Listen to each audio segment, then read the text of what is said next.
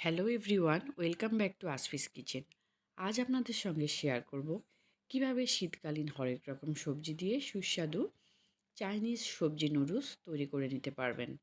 ঝটপট হাতের কাছে থাকা উপাদান দিয়ে সকালে বা বিকালে বাচ্চাদের জন্য বা রোগীদের জন্য এই স্বাস্থ্যকর রেসিপিটি তৈরি করে নিতে পারেন। তাহলে দেরি না করে আসুন ঝটপট দেখে নেই কিভাবে স্বাস্থ্যকর এই রেসিপিটি তৈরি করা যায়। একটি পাত্রে পেঁয়াজ কুচি আর মরিচ কুচি নিয়ে নিয়েছি। এবার এখানে দিয়ে দিচ্ছি তেল।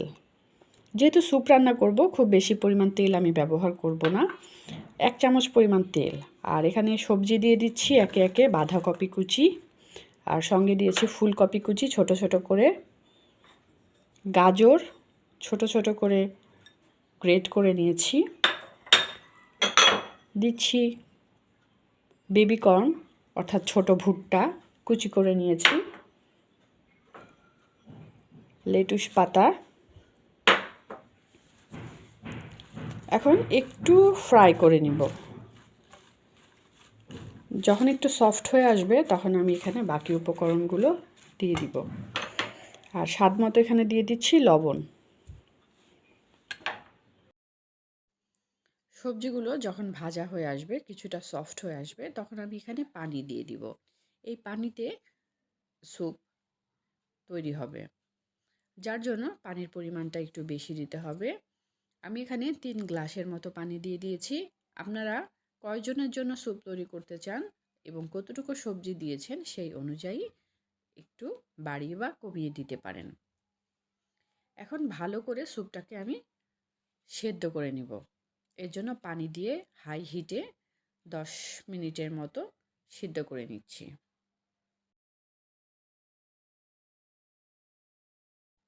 এদিকে সবজিগুলো সেদ্ধ হতে হতে আমি রেডি করে নিয়েছি 1 কাপ পানিতে কর্নফ্লাওয়ার, 2 থেকে 3 চামচ পরিমাণ কর্নফ্লাওয়ার পানিতে গুলিয়ে নিয়েছি। আর নিয়েছি একটি ডিম ফেটিয়ে। ডিমটাকে ফেটিয়ে আগে থেকে রেডি করে নিলে ভালো হয়। স্যুপের মধ্যে দিয়ে নাড়াচাড়া করে ডিমটাকে মিশিয়ে নিব। আর রেডি করে নিয়েছি রাইস নুডলস। 1 কাপ পরিমাণ রাইস নুডলস আমি সেদ্ধ করে নিয়েছি। সেদ্ধ করে ছেঁকে নিয়েছি। এদিকে সবজিগুলো যখন অনেকটা সেদ্ধ হয়ে গেছে, এখন এই রাইস নুডলসটা মিক্সড করে দিচ্ছি। একসঙ্গে সবজি সহ রাইস নুডলসটা যখন সেদ্ধ হয়ে যাবে আর একটু ঘন হয়ে আসবে, তখন আমি একটি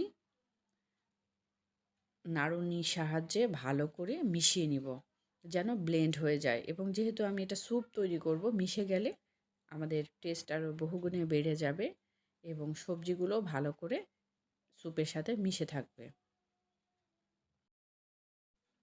আরও 5 মিনিট সেদ্ধ করার পর যখন আরেকটু ঘন হয়ে এসেছে, হয়ে গেছে প্রায়, এই সময় আমি যেই ডিম রেডি করে রেখেছিলাম, এই ডিমটা আস্তে আস্তে দিয়ে সঙ্গে সঙ্গে কিন্তু নাড়াচাড়া করে নিতে হবে। তা না হলে কিন্তু ডিমটা জমে যাবে। তাই ডিম দেওয়ার সঙ্গে সঙ্গে একটু নাড়াচাড়া করে আমি ডিমটাকে গুলিয়ে নিব। আর আমি যে কর্নফ্লাওয়ার রেডি করে রেখেছি, দেওয়ার আগে কর্নফ্লাওয়ার একটু নাড়াচাড়া করে কর্নফ্লাওয়ারটাও আস্তে আস্তে দিয়ে সঙ্গে সঙ্গে নাড়াচাড়া করে নিতে হবে।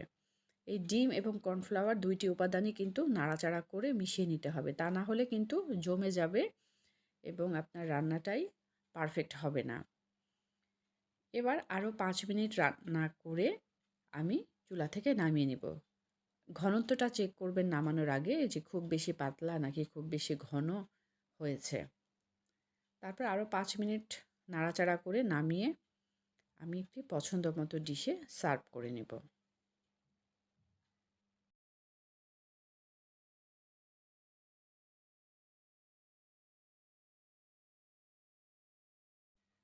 আর একটু নাড়াচাড়া করে 5 মিনিট রান্না করে যখন একদম ঘন হয়ে গেছে এবং স্যুপ পারফেক্ট রেডি হয়ে গেছে, চুলাটা বন্ধ করে আমরা পছন্দ মতো একটি ডিশে সার্ভ করে নেব। আর স্যুপ গরম গরম খেতে হয়, গরম গরম খেলে ঠান্ডার সমস্যা থাকলে বা যে কোনো সমস্যা থাকলে সেরে যায়। খুব সহজেই হাতের কাছে থাকা উপাদান দিয়ে পারফেক্টভাবে তৈরি হয়ে গেল সুস্বাদু ভেজিটেবল স্যুপ। এভাবে ভেজিটেবল স্যুপ তৈরি করে আমরা শীত, বর্ষা বা যে কোনো সময় খেতে পারি। রোগীর পথ্য হিসেবে যেমন উপকারী, বাচ্চাদের জন্যও স্যুপ খুবই উপকারী। স্বাস্থ্যকর হোমমেড এই রেসিপিটি তৈরি করে দেখতে পারেন। আমার ভিডিওটি কেমন হয়েছে কমেন্ট বক্সে অবশ্যই জানাবেন। বেশি বেশি লাইক এবং শেয়ার করবেন। দেশ বিদেশের বিভিন্ন ধরনের রান্না দেখতে চোখ রাখুন আসপিস কিচেনে এবং নিয়মিত ফলো করুন। মাছ, মাংস, মুরগি সহ নাস্তা এবং সব ধরনের রেসিপি দেখতে আমাদের সঙ্গেই থাকুন। আমাদের সঙ্গে থাকার জন্য এবং ভিডিওটি দেখার জন্য ধন্যবাদ।